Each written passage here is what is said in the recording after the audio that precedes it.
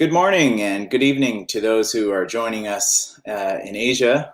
We have several speakers here who are joining us and doing the hard time shift, so we appreciate their time. Welcome and thanks for joining us today. My name is Jonathan Berkshire Miller, and I am the Director and Senior Fellow of the Indo-Pacific Program at the Macdonald-Laurier Institute. It is a great pleasure today to be your moderator for what I'm sure will be a dynamic and timely discussion on Canada's role in the region. As I said, today we have speakers joining us from a range of different areas, from Tokyo, Singapore, Victoria, and Ottawa. Today's webinar is the third webinar in our series on Canada and the Indo-Pacific.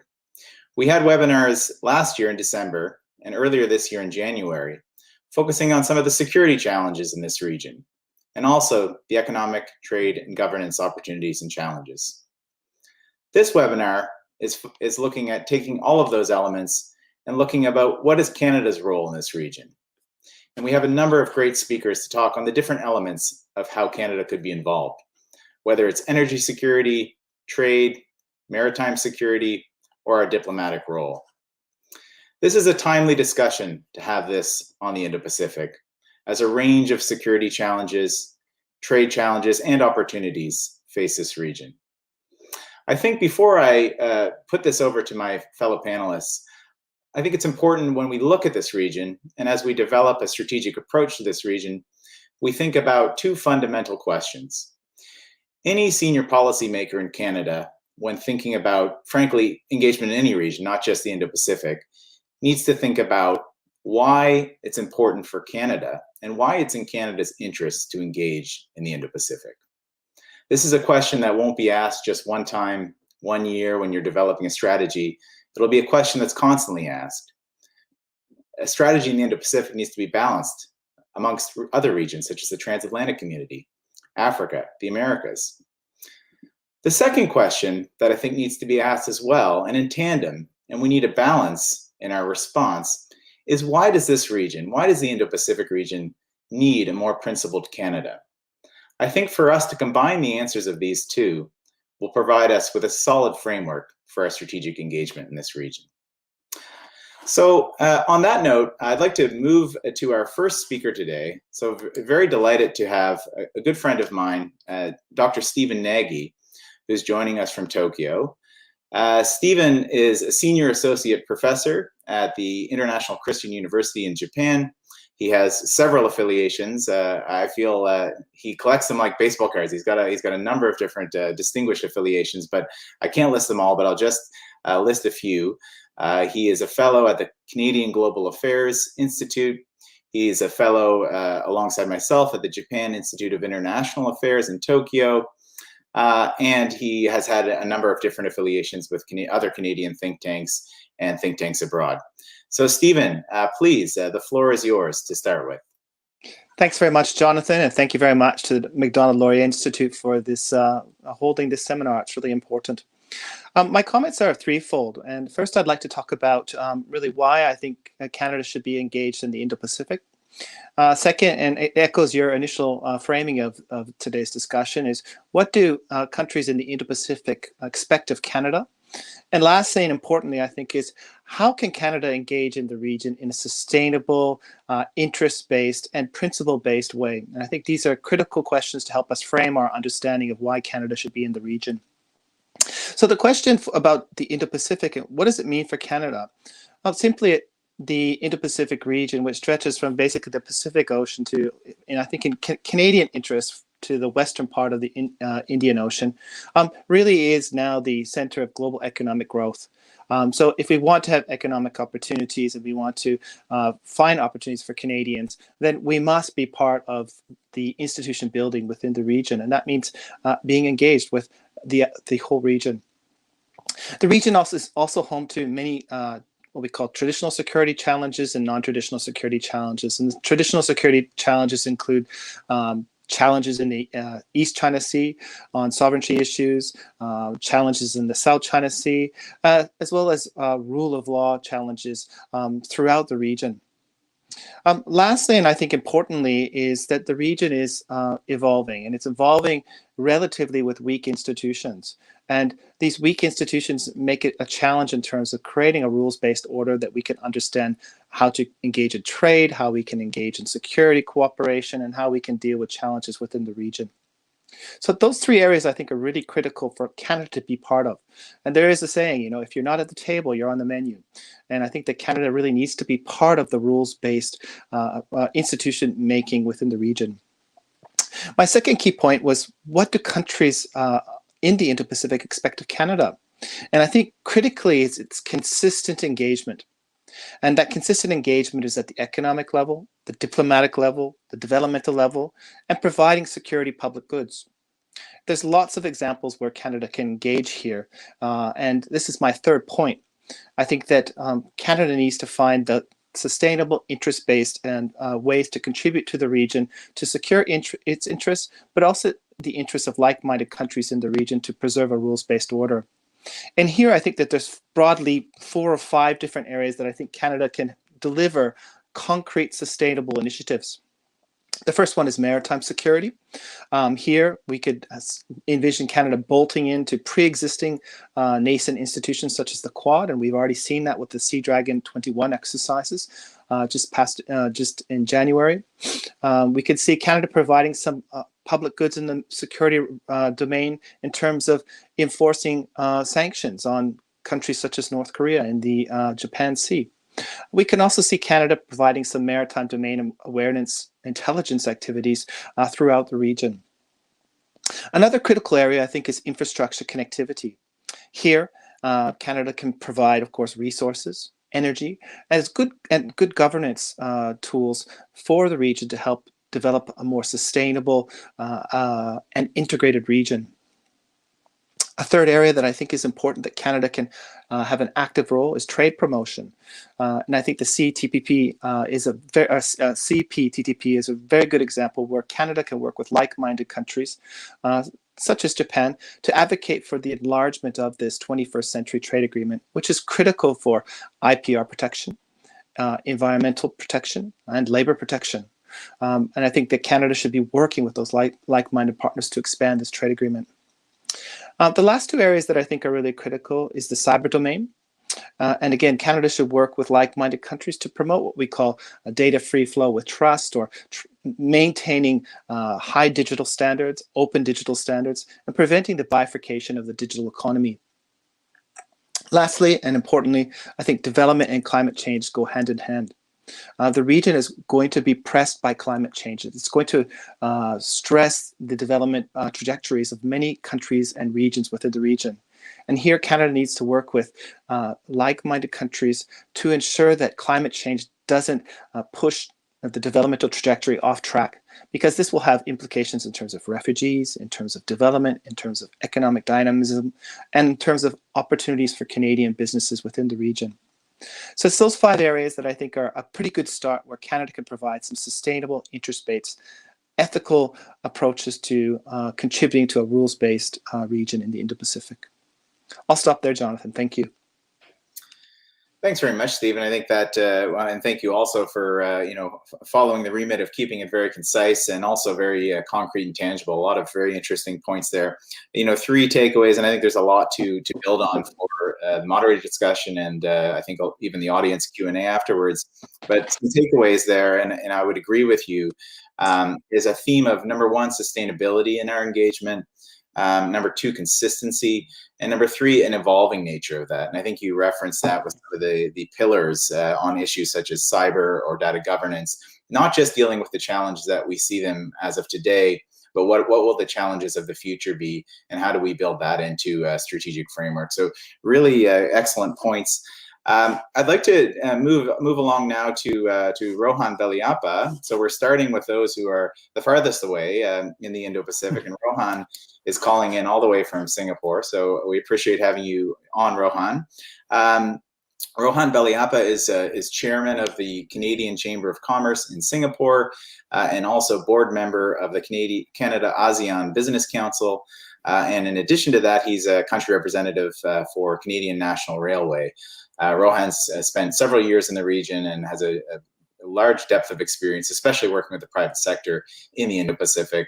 Rohan, it's a real pleasure to have you on, and look forward to your thoughts. Well, thank you, Jonathan, and it's a real pleasure to be here, and good evening to your audience from Singapore.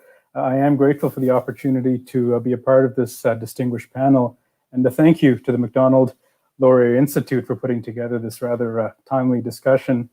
As you alluded to, I will contribute a primarily private sector perspective and touch a little bit on how Canadian companies have interacted in the Indo-Pacific in recent years, and along with the panel, maybe explore how these interactions can serve as a platform to further other Canadian policy considerations in the region. I'll be speaking mostly from a Singapore and Southeast Asian perspective, but I will borrow upon some of my work connecting some supply chain markets across Asia with Canada. So my sense from observing the activities of our corporate members at the Chamber of Commerce in Singapore is that Canadian companies have generally engaged quite astutely and intelligently with emerging opportunities in the region.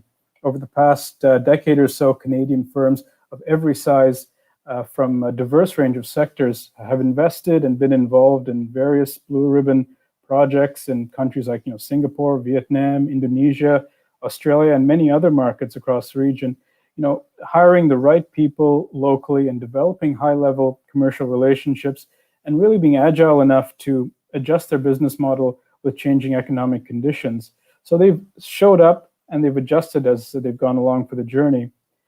And to their credit, the Government of Canada, which in my area of operation is primarily Global Affairs Canada, have very effectively moved lockstep with Canadian business to support both individual firms as well as institutional platforms promoting Canada's trade interests in the region.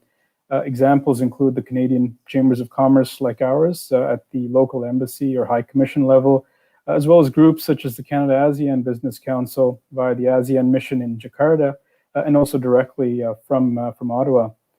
And this week, my fellow chamber leaders in Asia, if I can call them that, we'll be discussing blueprints for a Canadian Chambers in the Indo-Pacific initiative, notionally called CCIP, which is still in the very early stages, but it proposes at this point to give a more united voice for Canada and Canadian business across the region.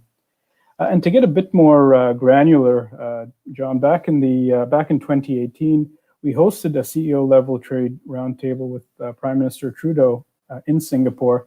And we had around 30 leaders of Canadian firms operating across the region show up. And what's interesting is that so many of them are individual champions for Canada in their sphere of influence. And these spheres are, quite separate, but they're still very influential spheres. And in a region like the Indo-Pacific, where relationships over the course of decades, not just years, but decades is very important, leveraging such members and their networks within the Canadian private sector could be very helpful for Canada's broader objectives. I have noticed the Americans, the Japanese, and others do make use of their private sector leaders who are similarly engaged across multiple channels and fora in Southeast Asia. But to borrow a little from Steven's comments earlier, this is not a one-way street. Countries in this region, I'm thinking off the top of my head, Singapore, Vietnam, Japan, and others, are also looking to diversify their trading options, whether via the CPTPP or other channels. So in a sense, they are looking for Canada as much as Canada is looking for them. And brand Canada is very respected here, but the challenge, again, may be sustaining awareness of this brand in the minds of senior decision makers and policymakers, given that it's such a dynamic economic region and other national interests, perhaps of much closer geographic proximity, are competing for the attention of these policymakers. But in my observation, the Canadian private sector already has a very strong track record of sustained investment and commitment to this region's economies, which I think buys Canada a lot of credibility and political capital. So, in conclusion, my feeling is that the trajectory of our trade and private sector engagement is progressing in the right direction. And if its individual leaders can be organized and harnessed to promote brand Canada within their spheres of influence, I think this conglomerated Canadian private sector platform can be a very powerful platform, among others, for Canada to continue raising its game in the Indo-Pacific with like-minded partners. Thank you. Thanks so much, Rohan. I think that was an excellent presentation, and I think it signifies, as Canada looks to approach its strategy in this region, it needs to be a whole of Canada approach. As much as the government is doing great work, I think, and has done good work, and looking at this region, it needs to involve the private sector in these calculations. Very interested in your discussion on the Canadian chambers and the Indo-Pacific initiative. I think that's a really a solid one, and one that makes a lot of sense considering the supply chains in the region. So lots to tease out there, but I think we'll save that for the moderate discussion. Sure. I'd like to move now to Margaret, who's going to do the next presentation. So Margaret Mcquaig Johnson is known to many, I'm sure, a senior fellow at the Institute for Science and Society and Policy at the University of Ottawa. In addition, she's a board member for the Canadian International Council here in Ottawa and a member of the Canada-China Forum. Margaret has had a distinguished career as a public servant in the Canadian federal government, spent several senior positions. I think her last position was as Assistant Deputy Minister, and she's been at a range of different federal departments. So, Margaret, the floor is yours. Thanks very much, Jonathan. And I'm very happy to be here today for this important discussion with my illustrious colleagues regarding the ways in which Canada can engage more proactively in the Indo-Pacific region.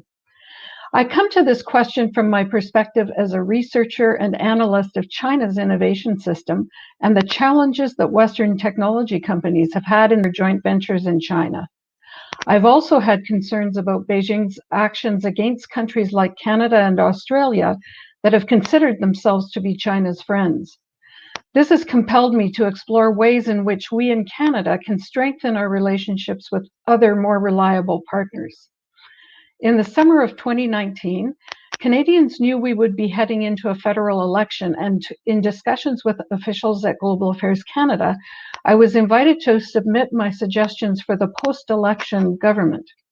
One proposal I made in my transition brief was that Canada develop an Indo-Pacific strategy that would take into account the new China we were seeing and broaden and deepen our relations with other countries in the region. It's long been my belief that as a Pacific nation, we should be much more engaged with countries in the Indo-Pacific. I was therefore pleased to see a few months ago in a press report that Global Affairs Canada has in fact been developing such an Indo-Pacific strategy. But what I had proposed is not just a matter of diversifying our trade efforts to other countries in the Indo-Pacific, although it certainly includes trade, nor is it necessarily a pivot away from China. Canada will always have relations with that country, and over time we will see the extent to which we can predictably and safely invest in our relationship there. In the meantime, we must diversify our trade in the region as well as our supply chains. But an Indo-Pacific strategy is also about enriching Canada's relations with countries in the region in many areas, in addition to trade, such as education, population health, science and technology, manufacturing, telecom, investment, tourism, culture, the environment, and climate change. It also envisages reinforcing our security and defense engagements in the region. And these enhanced relations should not only be with like-minded democratic nations like Japan, India, and Taiwan, but also with those that have common interests with Canada's, like Singapore and Vietnam. The free and open Indo-Pacific approach has been well established as a constructive model for an Indo-Pacific strategy. I'm a supporter of this approach. It has the prospect of unleashing dramatic new levels of economic and societal collaboration. And while there is more focus on the possibility of a full-fledged strategy now, it's something that Canada should have been developing and fully resourcing for many years. Similarly, I see the potential for Canada to contribute to the Quad in ways that complement the military capability it already has. I also see the potential for Canada to participate in the Quad Tech Network, just as we are poised to participate in the D10 technology discussions, meaning the G7 democracies plus Australia, South Korea, and India, which will be developing technologies in competition with those of China. In addition, while I would characterize the Trump approach to the Indo-Pacific as a bull in a china shop, so to speak, the new Biden administration is now in a position to take a much more considered approach to the Indo-Pacific than its predecessor. This creates tremendous opportunities for Canada in mapping out our own Indo-Pacific strategy that reflects our unique middle power role and priorities. I believe that countries in the Indo-Pacific have just as much interest in partnering with us, especially if we can demonstrate the intention to have a deep, consistent, and most importantly, sustained approach to show ourselves to be the serious and dependable partner that we know we are. I'll stop there and I look forward to our discussion. Thank you very much, Margaret. Really interesting thoughts, and you've touched on a number of key areas that I think we're going to get into later in the discussion, which is really helpful. Very briefly, I think it's excellent that you touched on the different Indo-Pacific approaches, and in particular the free and open Indo-Pacific. And I think you made a solid reference to the new Biden administration. And while I think there was a rhetorical difference, obviously, between the previous administration in Washington and the current one, I think there was a lot of consistency too in the structural challenges that China, number one, poses, but that the Indo-Pacific presents as well. So I think that there's been a lot of consistency from the U.S. approach in many ways. And also, I think when we're looking at the free and open Indo-Pacific, which is something that the Canadian Prime Minister has twice endorsed in joint statements with his Japanese counterpart, it's important to reference too that there's many different countries that have signed on to versions of this, whether it's the free and open Indo-Pacific or other sort of Indo-Pacific outlooks. So the idea, which I think has been spun by some, is that the free and open Indo-Pacific or Indo-Pacific concepts are frankly a hard-edged American view, doesn't really have that much merit to it. So something maybe we can get into a little bit later in the discussion period. Next, I would like to conclude our remarks today. I would like Jeff Kucharski to join us very early in the morning there from Victoria. Jeff is an adjunct professor at Royal Roads University and teaches courses in the School of Business. He's had a number of distinguished positions in government and also has spent much of his career in Japan. So he knows the region very well, has had a number of different areas of focus, but in particular in recent days, he's done a lot of good work on energy security and its importance to the Indo-Pacific. So Jeff, please. Thank you, Jonathan, and it's my sincere pleasure to be with you all today. So today I'd like to argue that Canada needs a strategy to leverage its strategic resources internationally, and the Indo-Pacific should be our principal focus for that strategy. Canada has an abundance of strategic resources that the world, especially the Indo-Pacific region, need to help develop their economies. I define strategic resources as including Canada's energy resources, such as crude oil, natural gas, and uranium, as well as so-called critical minerals, including rare earth elements. These resources should be recognized as strategic because in global terms, they are relatively scarce, are located only in certain regions, and are essential to a modern economy and integral to the energy transition. They are also increasingly vital to economic growth, peace, and security. With regard to energy resources, we should recognize that significant energy export capacity will be coming on stream within the next 2 to 5 years, both for oil and natural gas. For the first time in our history, Canada will soon have significant offshore export capacity on the West Coast. At the same time, Canada has some of the largest reserves of critical minerals, or CRMs, in the world, including cobalt, lithium, and rare earth elements. These critical minerals are vital to the high-tech, clean energy, and defense industries. As the world increasingly works together to address climate change and target net zero emissions by 2050, Canada finds itself in the unique position of having a large surplus of these scarce raw materials that are increasingly in demand, not only in North America, but also in the fastest growing region of the world, the Indo-Pacific. We know that energy transitions take several decades at the very least. And so it's expected that oil and natural gas will still be required for transportation and for industrial use at least to 2050 and likely beyond, even as clean technologies are rapidly deployed. The Indo-Pacific will lead global demand for energy over this period, driven by continued economic and population growth. According to the International Energy Agency, the region will account for approximately 60% of global growth in energy demand by 2040, requiring more than US $1 trillion in annual energy infrastructure investment. But we also need to recognize there are risks to stability and security of resource supply chains. In the case of critical minerals, limited global supplies, the digital revolution, and decarbonization efforts is driving resource scarcity, and thus a race to secure uninterrupted access to CRMs. The principal risk is disruption of supplies, whether through shortages, embargoes, trade wars, conflicts, the exercise of market power, or more recently, global pandemics. At the same time, geopolitical tensions in the South China Sea, resource competition, coercive tactics, and militarization of disputed islands and features all pose potential threats to security in the Indo-Pacific region, and thus to global supply chains. Not surprisingly, energy security is a major policy concern in the region, especially among those countries most dependent on imports of energy resources. China, Japan, India, and South Korea are among the world's largest importers of crude oil and LNG, and all are highly dependent on supplies from distant suppliers, many of which are in the unstable Middle East. Canada must have a strategy to leverage our resource endowments and forge closer economic, security, and political relations with the Indo-Pacific. First of all, it is manifestly in Canada's interest to support the economic and regional security of our partners and allies.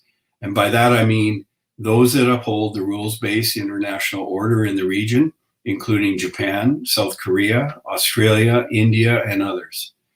Secondly, Canada needs to be well positioned to meet the growing demand for energy and other strategic resources and establish a reputation as a stable and reliable supplier and partner in the region. Canada's stake in the preservation of peace and stability in the Indo-Pacific is significant because our future prosperity will increasingly depend on stable trade, political, and security relationships with the region. Fortunately, Canada already has willing partners in the Indo-Pacific whose needs for strategic resources are a good match for our ability to supply them. For example, in March 2020, Japan released a new international resource strategy that calls for a national effort to secure energy and rare earth minerals. As the global demand for strategic resources increases, Japan is competing with other countries, particularly China, to secure oil, LNG, and critical minerals. Canada needs to be proactive with like-minded countries such as Japan, where our interests coincide and our values and long-term goals are in alignment. Canada's economic future depends in large part on how we position ourselves to deal with the opportunities as well as the challenges posed in the Indo-Pacific region.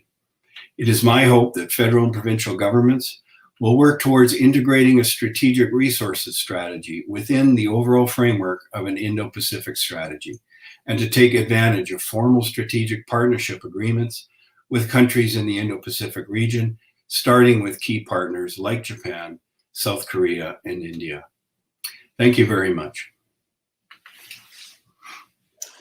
Thank you, Jeff. That's some really interesting insights there on the importance of energy. And I think this sort of completes some of the discussion that we've had here today, looking at the private sector and trade interests, some of the diplomatic and security side, and also energy. I think the takeaway point here is that all of these elements, and we could probably even include more if we had a larger webinar, but all of these elements are really crucial in a comprehensive development of a strategy for this region. So I would like to move now into the moderated discussion. And actually, Jeff, if you don't mind, I might just quickly follow up on something on what you were saying, because I think now that it's fresh in my mind, and I think it's really interesting. When you think about energy issues and energy security issues, and I think Margaret made me think about this when she was talking about technology and other elements of multilateral cooperation, potentially with like-minded partners in the region. On energy, do you see our cooperation with this region strictly in terms of bilateral engagement? So, for example, Canada and Japan need to be working more closely on energy issues, Canada and Korea, maybe we have a strategy for that. Or is there room, space, and maybe even a need to be doing this in more of a sort of a mini-lateral concert of like-minded partners? Are energy issues important, for example, potentially in a Quad sense or a Quad Plus sense, or other partners in the region, whether it's Australia, whether it's Japan, South Korea? Do you think there's space for that?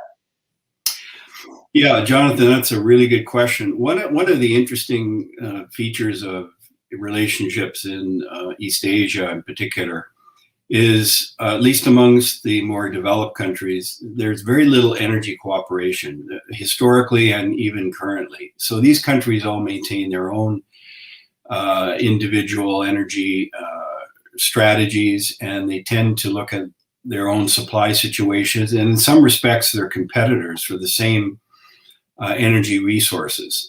For example, Japan and China and South Korea all are kind of competitors for stable, secure supplies of oil, natural gas, and other materials. So first of all, there's this lack of cooperation.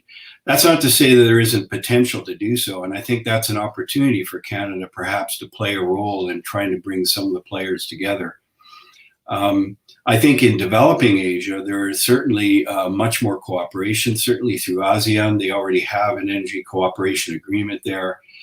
Canada can certainly work with ASEAN on that. And I think on the investment front, there's huge potential for Canada to partner with Japan and, for example, and other countries like the United States and so on to promote joint investment in the energy infrastructure that the region is going to need over the next few decades. Thanks, Jeff. That's really interesting. And, I think also to your point on critical minerals and rare earth, this also strikes me as, while it may be difficult for a broader consensus and grouping on energy policies, you said it's such a national sort of, people have their national policies on this and don't tend to want to cooperate too much. But on areas such as rare earth minerals, it does seem to coincide very much with national security and regional security issues. So there does seem to be an opportunity and perhaps even an imperative for more cooperation. Absolutely. Well, thank you, Jeff.